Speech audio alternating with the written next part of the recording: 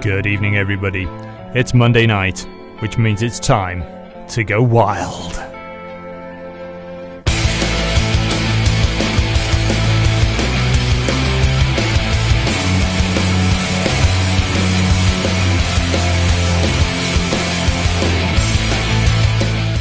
Welcome to the Time to Go Wild radio show on Halton Community Radio 92.3 FM. We're also live across the world on hcr923fm.com/listen and via TuneIn. If you want to contact the show, do so via social media, Facebook or twitter.com/ttgw radio. We have email, radio@widnesworld.co.uk. We have the phone 01928 835 291 and text 07716 672 874. Start your message with TTGW or messages charged at your standard network rate. I hope you're all ready because it's time to go wild.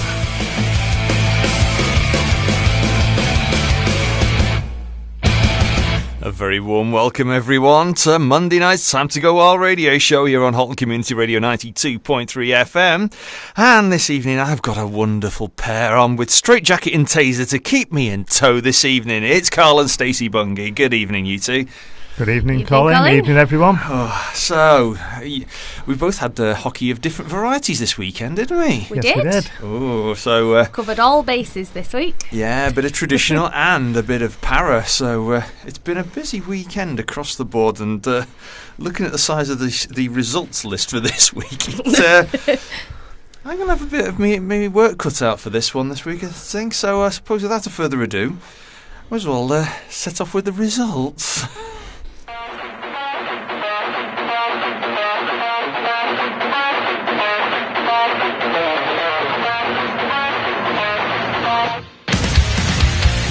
Okay, time for the roundup of your results across the Elite League and the NIHL relevant games for the last week.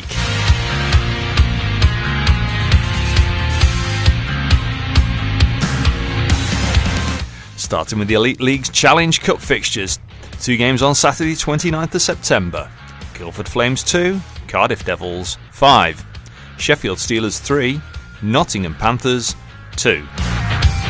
Moving to their league fixtures, rewind to Wednesday 26th, Nottingham Panthers 4, Cardiff Devils 3, Sheffield Steelers 3, Dundee Stars 2 after a shootout.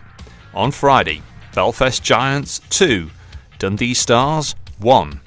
To Saturday, Coventry Blaze 2, Glasgow Clan 1, Manchester Storm 4, Milton Keynes Lightning 1, Dundee Stars 5, Belfast Giants 3. To Sunday, Milton Keynes Lightning 3, Dundee Stars 2 after overtime, Coventry Blaze 5, Sheffield Steelers 2, Guildford Flames 2, Nottingham Panthers 3, Cardiff Devils 8, Glasgow Clan 1, Five Flyers 7, Manchester Storm 2. To the EIHA Under-13s North 3 League, team which has our Widnes Under-13s in it. Saturday, Nottingham 13, Blackburn 4, D-Side 23, Widnes 2. Moving to NIHL Division 1 North Morley for Saturday. Solway Sharks 8, Solihull Barons 2, Sutton Sting 1, Whitley Warriors 4. On Sunday, Blackburn Hawks D1 5, Solihull Barons 8, Nottingham Lions 2, Hull Pirates 13. Moving to NIHL Division 2 North Laidler for Saturday.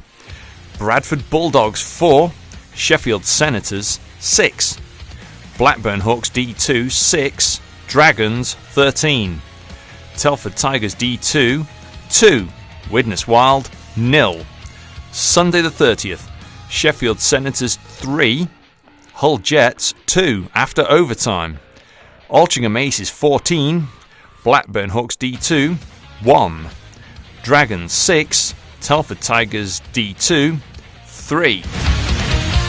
And finally, a roundup of the Para Ice Hockey playoffs that took place at Planet Ice Widnes over the weekend.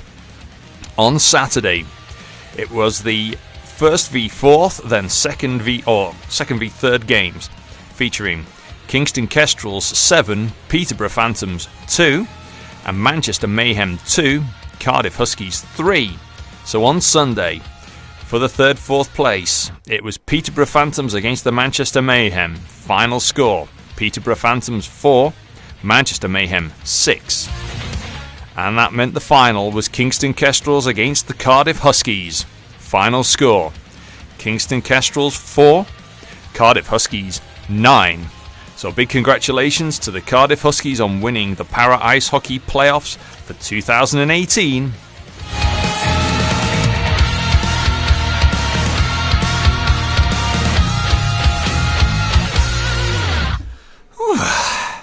I did remember to breathe on that one.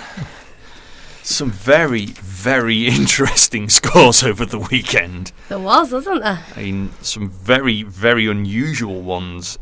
If you go by the typical rulebook in the Elite League alone, Manchester winning, and then where are we? Manchester had a win against Milton Keynes, but then lost heavily in Fife. Yep. Surprised. Coventry beat the Steelers 5-2, but the Steelers beat Dundee 3-2 in a shootout. So yeah. And where are we? Nottingham beat Guildford away. Tight game there. A very tight one with Cardiff 4-3. Yeah, that was a close one. But Cardiff against Glasgow 8-1. Yeah. They've been putting teams to the sword this year. Yep. So yes, there's been some big wins and big results there. But first, I think we should talk NIHL Division 2 North. Yes. And our very own YKK Widnes Wild. And you were both able to attend the game in Telford. So what did you make of it? It was a very close game. It certainly ran a lot closer than some of the other games I think we've played against Telford, to be honest. Yeah, the scoreline was very close. Both netminders got man of the match, which tells you a lot about the game. And it was just a case of they happened to take two of their chances where, unfortunately, we couldn't get anything past. I'm just looking at the score timings here. 45-19, so that's reasonably into the third period. Yeah. But the last one is 56-59 on the power play. So it's a power play with tired legs. Yeah, it was. In a manner of speaking, it's almost, well, I won't say an empty net goal because it's not, but it's at that point in the game where you would almost start thinking about pulling the goaltender. Yeah, to try we and get the equalising We were goal. discussing that. We were wondering at what point they would pull Matty, and then obviously we got the penalty and it was pointless pulling him after that. So yeah, from watching it, Matty did seem to have one eye on the bench as well, waiting for the signal. It was like he knew it was coming before we got the penalty against us. Yeah, just looking at the statistics here, 48 shots from Widnes, 31 from Telford. Penalty minutes pretty much even they were across pretty the board, even, yeah. There. The only difference, it was 5 minors and a 10 for Widnes, and the rest were all minors. 18 minutes in minors alone, just for they took more penalties, but we had the 10-minute one. So, but yeah, it's one of those ones where 0-0 at the end of the second, and you're thinking, yeah, we had the better of the first two periods as well. We hit the bar, we hit the post, and you just think an inch lower or an inch to the other side, and obviously we would have had the lead. It's just one of those games, unfortunately. Yeah, actually, the breakdown of the shots on goal, with you saying that, it's 16 each period from the Wild on their goal. Theirs were 12, 14, and then 5 in the third. It's just one of those things, as you say. Yeah. You're on the road. How well is your stamina holding up, and that home advantage often just plays to to be fair, both teams played really well. Telford did give us a good game, and it was a deserved win, to be fair. Both teams played. Well, we got.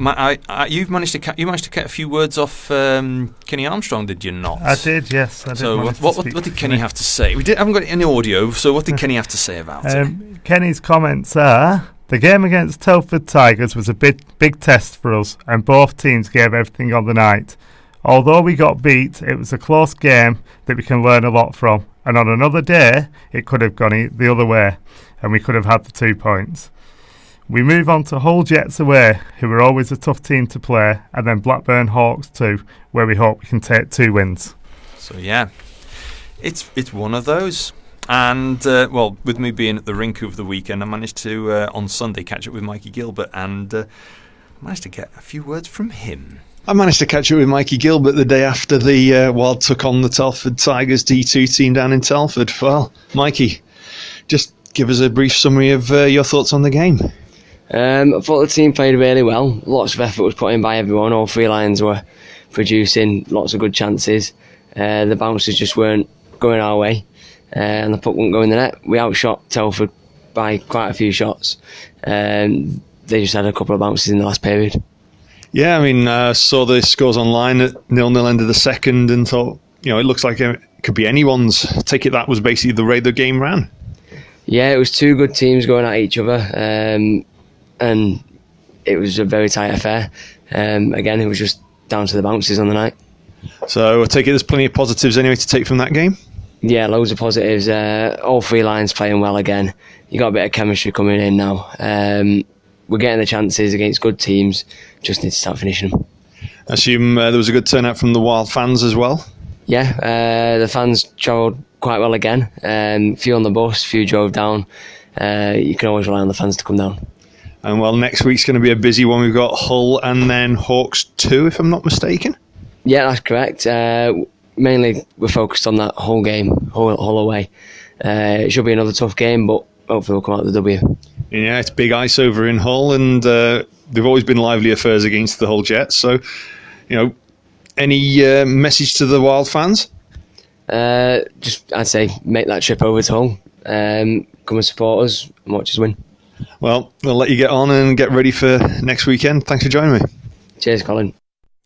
So yeah, similar sort of comments to Kenny's. That really, it's those kind of games are just they can be very frustrating when they're so tight, but they can really add an air of tension. Yeah, it was kind of one of those where we said to each other after the first period, whoever gets the first goal will more than likely go on and win. You could tell it was one of those games, really. Yeah, it was such a close thing. It was literally anybody's game. They both played really well out there, both teams. A bit of a difference to the game we had at home against Bradford, where at one point it was one team in control, then swung to the other, and with the goals as well. And yeah, it was the complete opposite of that in Telford. To be honest, it was sort of one of those where it's edgy because you're sitting there thinking someone has to score eventually, and you're hoping it's us, but unfortunately on the night it just wasn't to be. Oh well, but it's the first of 4 games, of course, and still very early in the season. 4 down. Other teams have played a few more, but so the table's starting to take shape. Just a quick look at the table, if I can get it up. There we go. At the moment, the Wild have dropped into 4th, but level on points with the Dragons and Telford Tigers too. Yeah. It's mainly sort of form and goals scored, etc. But Dragons have played 6 games, whereas Telford and Widnes have played 4 each. And so, yeah, it's going to be a tight league this year, as usual. And I think this year even tighter. Yeah, it is. Some of the fans were bouncing around on Saturday that, whoever wins this will win the league. But it's way too early to decide that. I mean, yes, it was a good precursor and it showed the teams were even, but one game doesn't decide a league. No, yes and no. It's one of those ones. I mean, it's too early in the season. I mean, we saw it in the Wild's first season where it was a slow start, and then we were sort of in the bottom half of the table, fairly floating around as a newish team, restructured team. Yeah. And then in the second half of the season, next thing you knew, we were getting on a roll with games and chipping away at everybody else, and everyone's like going, hang on a minute, the Wild are moving up the table. And any team can do that. Sutton Sting did it last year. They started off quite slowly, quite quietly, and next thing they climbed up the table and took the title. And yeah, It's a long way to the end of the season yet, so it's not, as they say, you've got to play 60 minutes and you've got to play every game. So anything can happen. If anyone out there, of course, if you want to send in your comments, you can drop them through radio@widneswire.co.uk. If you drop them through to a text, you can do them direct on 07716 672 874, or you can drop them through to the studio at 60066. Start your message with HCR and it can come up on the screen.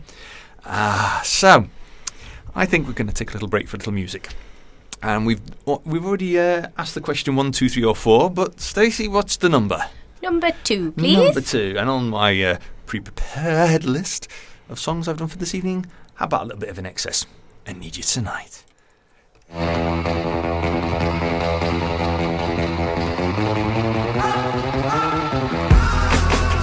And now on Time to Go Wild Radio, it is time to sit back and relax and enjoy Mike Marr's Monday Mantra. Champions keep playing until they get it right. The boys are all ready to get back on the ice and work hard for this weekend's game and bounce back to winning ways.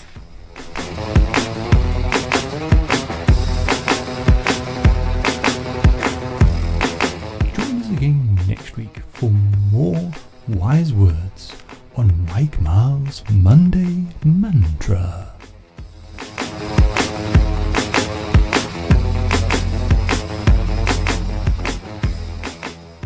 You just come up with, sometimes they're short and sweet, but very much to the point with the mantras. Yes. Yeah, it's very apt for this week's, I think. I definitely think it is, Yeah. yes. But not only did we have the Wild playing, we had an event at Planet Ice Widnes where myself, Paul and Lucy were running the bench and running the clock and announcing and game sheets and stuff on for them. And to be honest, it was an absolutely fantastic weekend. The 4 teams that came put on a really good show of para ice hockey. I'm giving a shout out to all of the teams again. It was the Manchester Mayhem, Peterborough Phantoms, Cardiff Huskies and Kingston Kestrels. All of them just worked their socks off all weekend. And even now, traditionally, when you often have a 3rd, 4th place playoff, it's never taken too seriously. Well, this was.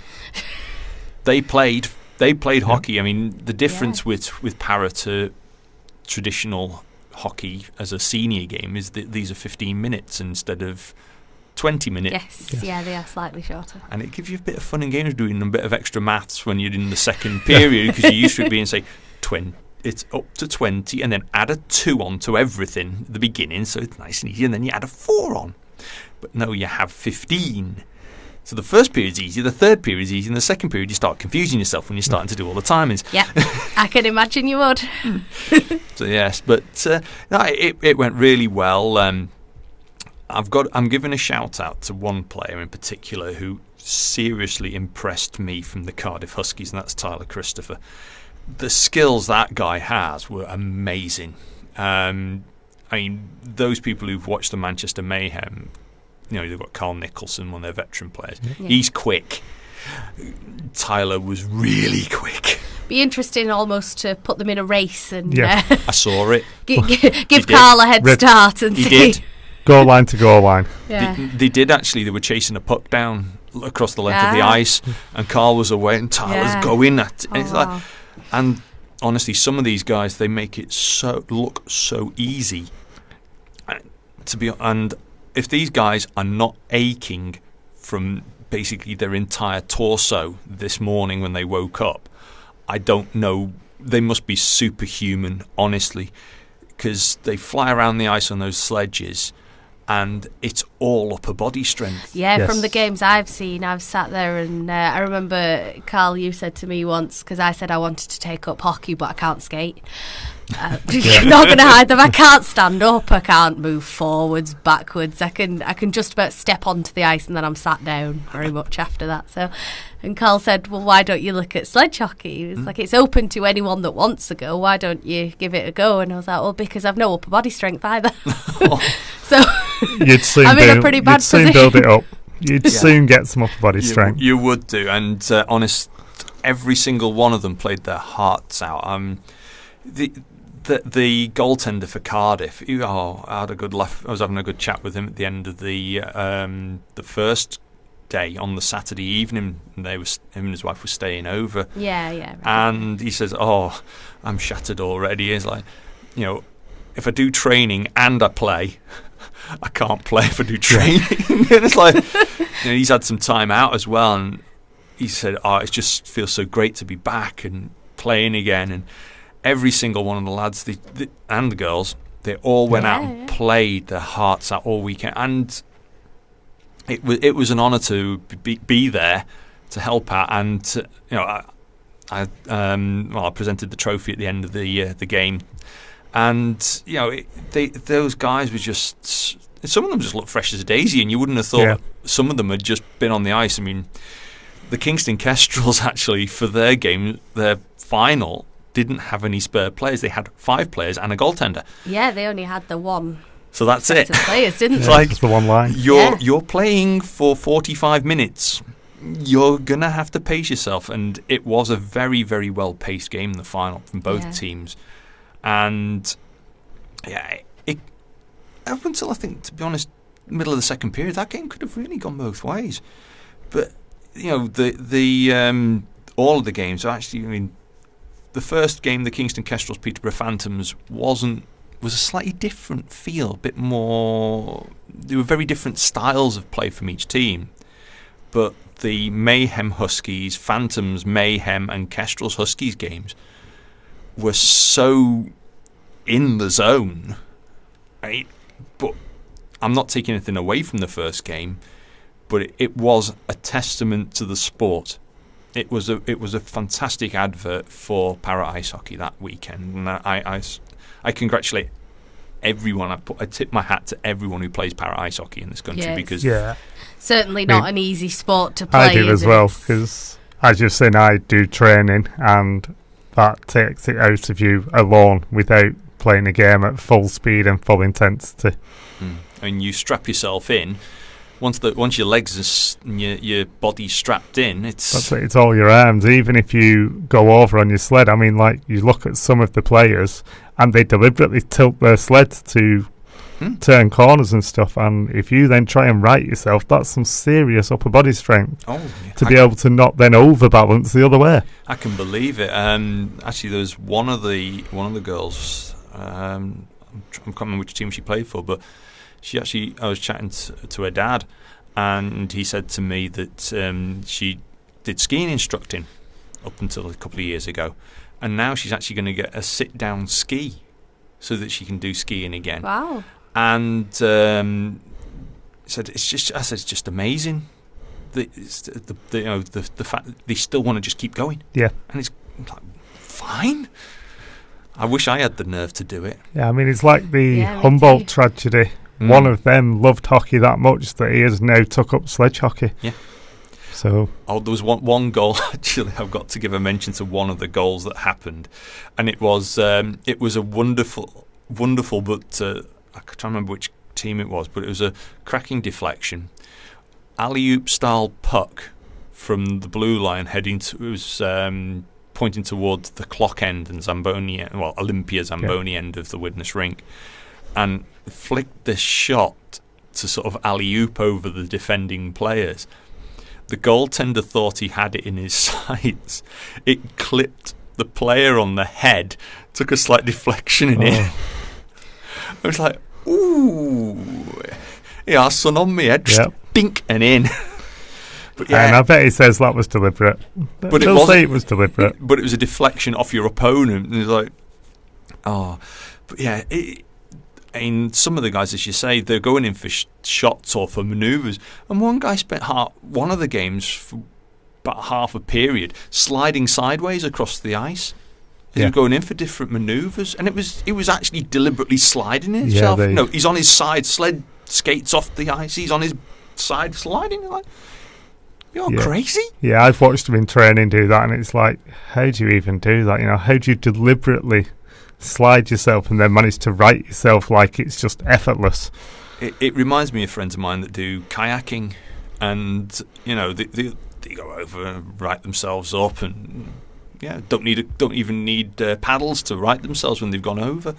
And some of the guys with the sledges, as you're saying, they've got the body strength to flick and somehow, with a bit of momentum and manoeuvring, depending upon how they've gone over, can get themselves part way back up at least. Yeah. And I'd say to anybody out there, if para or sledge hockey, whichever way you want to call it, is in your area and there's a game on, take it in, go and see it.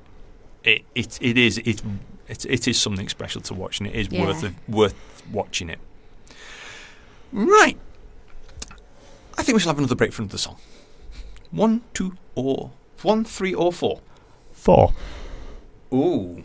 Now, I think this one is definitely apt. It's something that you can sort of use when with regards to the Widnes rink. We're trying to put it as Fortress Widnes, the Fortress, or yes, thing yep, is Ollie we've wants heard that this year. one going. But other times you can use this one from Bon Jovi. This is Our House.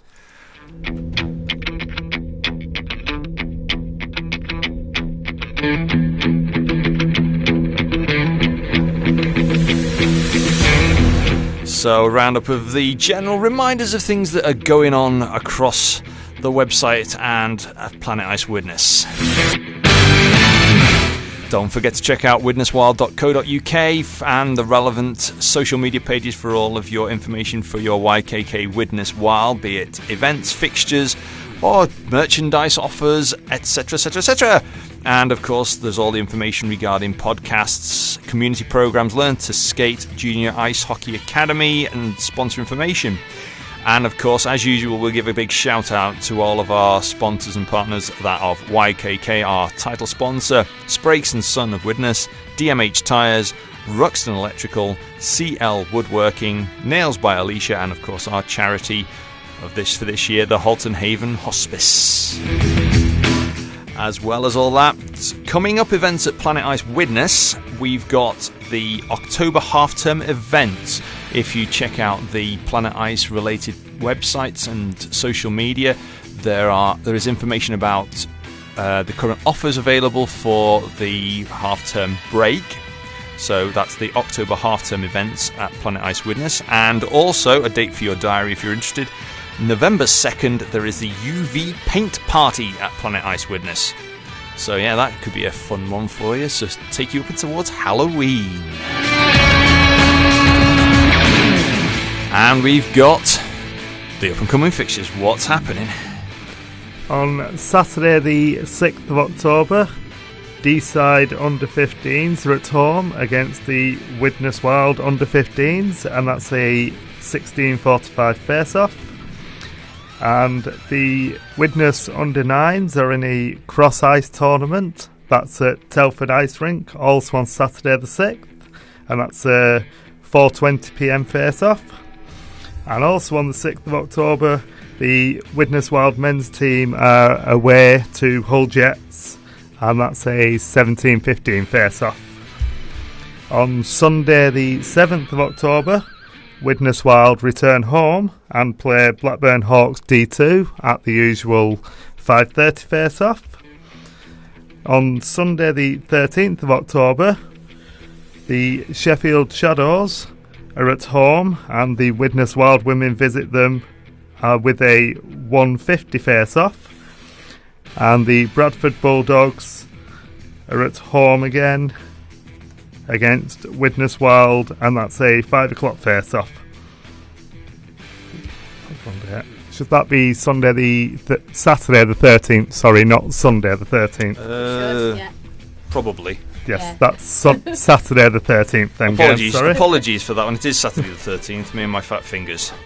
On Saturday the 20th of October, Widnes Wild are away at Blackburn against Hawks D2, and that's a 6 o'clock face-off. And on Sunday the 21st of October, Widnes Wild return home to play Coventry Blaze NIHL, and that's at the usual 5:30 face-off time. So plenty of fixtures coming up. Yes, it's a busy time. A quick shout out to a couple of people. We've had Lee Warburton's been sending messages through. We've also seen some from Toria. Andy Shutt's been dropping us a quick shout out to say hello. Oh, Andy sent us a message. I'll have to have a look at that in the meantime.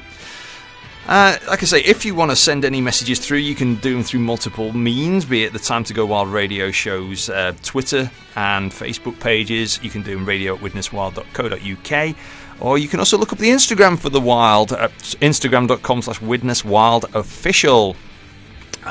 One thing that's actually been on the Time to Go Wild Radio's page was some pictures we took the weekend from the Para Ice Hockey playoffs. There's a couple more to add on.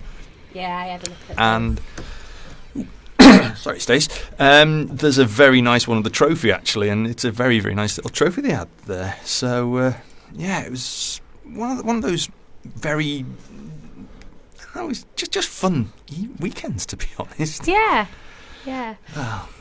But on a more serious note, I think it is quiz time.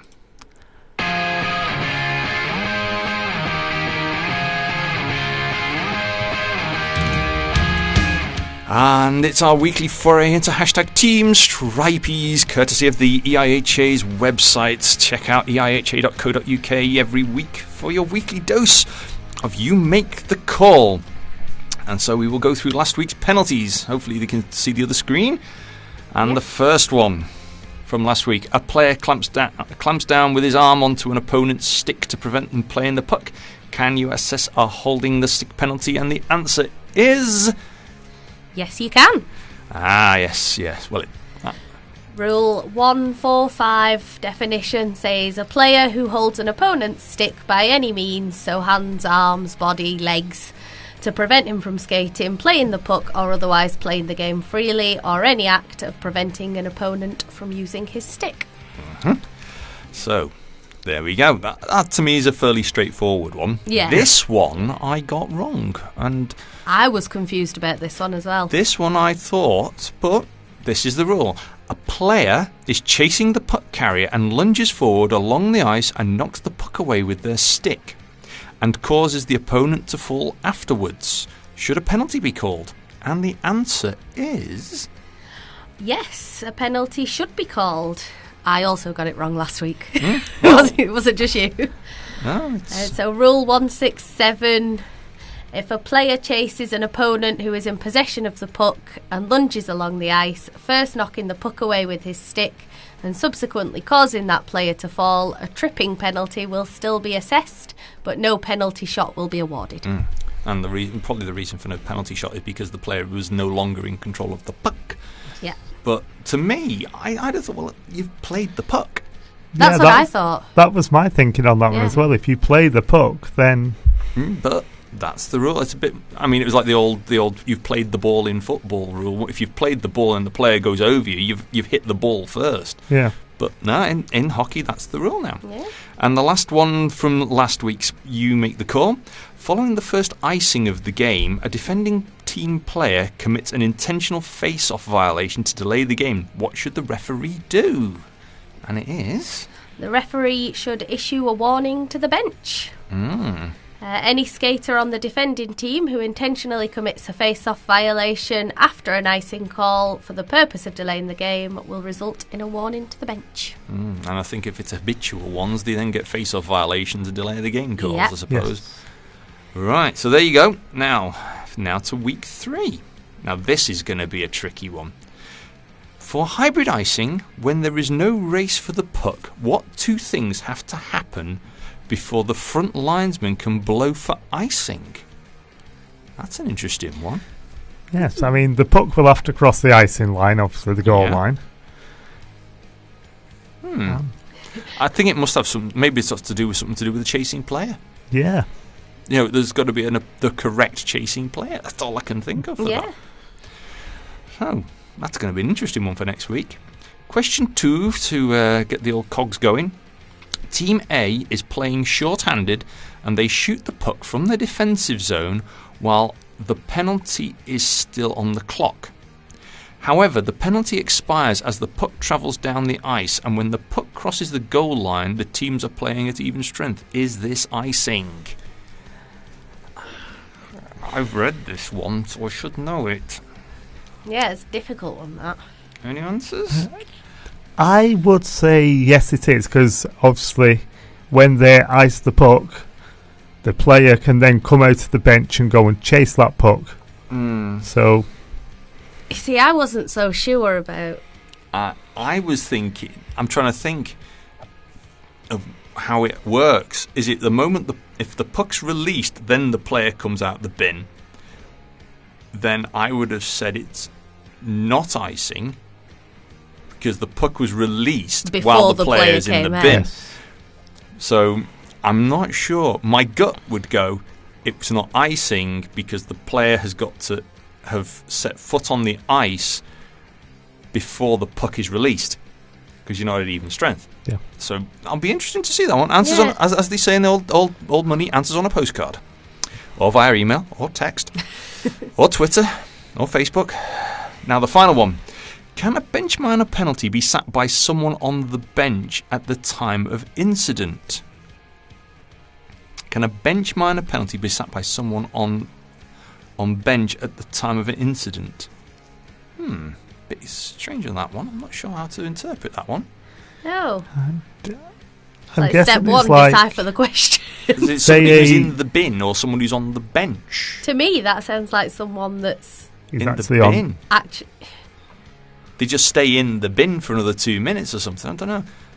I suppose a bench minor can be sat by anybody who's on the squad roster, That's playing Yeah. in who's that on game. the team roster sheet. and Yeah, he's on can the ice. thing at the time. Which, interesting to read that one, the answers. Oh. So there we go. The answer to hashtag Team Stripies. So yes. But coming on from Team Stripies, we now have the good, the bad, and the ugly. A bit of disciplinary news from the IHA. And on Saturday, September 22nd, Telford Tigers forward Brodie Jessen was awarded a match penalty for fighting during a skirmish at the end of period 2 in the Northern Cup game against the Blackburn Hawks. That'll be a D1 game. Yeah. The player was suspended for 1 game with 5 penalty points added to his record, and as such has now was serving a suspension last Sunday. And in Division 2, last Saturday, Telford Tigers 2 defenceman Connor Gordon was assessed a match penalty for headbutting. He has been suspended for 4 games with 5 penalty points on his record. So he's already served his first game last Sunday. So yes, there's and if you want to check out all of the naughty boys who are currently sat on the naughty step or have been on the naughty step courtesy of the IHA, check out eiha.co.uk/NIHL-discipline, and that's where they all lurk. So yes, if you're a naughty boy, you end up on the naughty list and Santa doesn't let you play anymore. Oh dear. But yes, it's going to be one of those things where people, sometimes penalties can be clumsy. And sometimes, Yeah. you know, there was one where one of the players at the Para game got a 5 in game for, I think it was given as boarding because of the way the collision happened and the opposing player got knocked out. And sometimes these happen where it's an awkward hit. Yeah, it's one of those where it's not intentional, but something has been done that clearly shouldn't have been, and obviously you do have to take it seriously. So. Yes, I'm guessing it's hard as a referee to define what was an intentional hit and penalty and what was unintentional but still warrants a penalty. Yeah, well, I was actually chatting to the officials at the weekend, and both of the guys said, you know, they get the hashtag Team Stripies questions each week as part of their weekly quiz sort of thing as their continued development and training. And he said, I read the question and make a snap answer straight away because that's the amount of time I've got on the ice to make that decision. Yeah, you can't sit and think about it. You've just got to make it there and then. That's it. Yeah, we have a little luxury being able to bounce off each other, whereas a referee on the ice sees it, he's got to raise his hand straight away and decide what penalty is. And it's not easy. I mean, we can, you know, look back on penalties and say, oh, such a penalty it was or such a penalty it wasn't. But in the end, they have to make that decision in a fraction of a second in many cases, and it's difficult. It's not something I'd want the job of trying to do, to be honest. No. The pressure that you're under in a hockey game, especially as having to make those decisions when it's like a playoff final as well. Yeah. That's when the pressure's really on. I mean, one call that still sticks in my mind was one that Joy Johnson made at the Olympics a few years ago, where there was I think it was a penalty shot taken, and the goaltender moved too early, and she spotted it. The penalty shot got taken. They didn't score. Joy went, "Wait, you can retake that," and the commentators were like, "Gutsy call, but it's the right call." Yeah.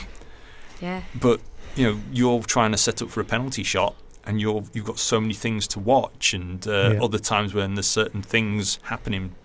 They were chatting about positioning of a clock in a rink. Depending upon where that clock can be and the number of people you've got on as officials, they can be in different parts of the rink. And if it's a two-man system and the clock's in the wrong corner, and you're trying to check for too many men calls, for example, and if a player's come out on the ice at the right time and for an icing that isn't an icing during a power play penalty kill, you can be in trouble. Yeah. You quite easily could. So yes, it is an awkward one to do. Oh, we're getting a few responses to a little thing I posted on our Facebook page. It was one of these Hooked on Hockey magazine put a little meme picture thing up, and it says, in quotes, "I can't. I have hockey." I can relate to that. I can also me relate from to October that. to April. Well, I think for most of us here in Britain, it's me from September to April. Yeah. Yes, we have an extra month. But yeah, basically, there is a point in the year where I can't. I've got hockey. We're celebrating 3 family birthdays on Sunday the 14th. Even though the birthdays aren't around the 14th, it's the only Sunday we have off from hockey. So we're having a family meal on the 14th. That's it. Hang on. Oh no, you've still got a game that weekend though. Yeah. Yeah. Oh yeah. There's one on the Saturday. I was just checking. Yeah, because my weekends basically I've got a Saturday or a Sunday or both where I've got something on between now and Christmas. We worked out the calendar. We've got every Saturday and Sunday through October is taken apart from that one Sunday, the 14th. Oh dear. So yes, it's one of those ones where it seems to be getting a few people.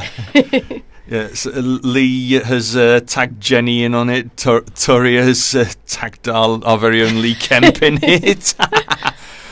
Yes, Jenny just posted this is so true. Bring on next Sunday. Well, I think for a few of us, it's not just bring on Sunday; it's bring on Saturday.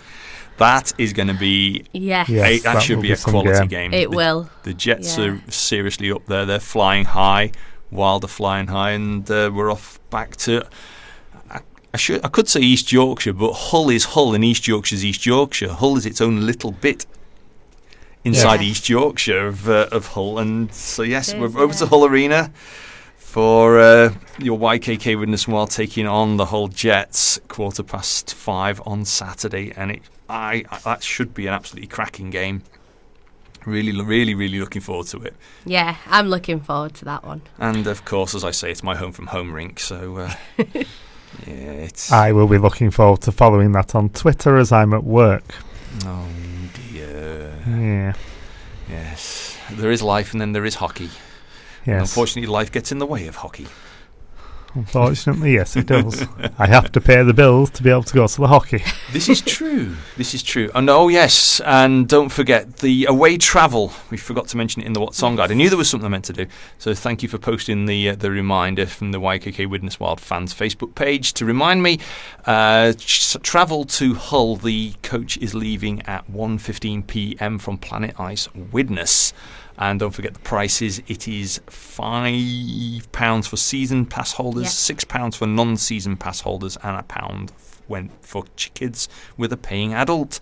So don't forget to contact the. You can use the YKK Widnes Wild fans Facebook and Twitter links to reserve your seats.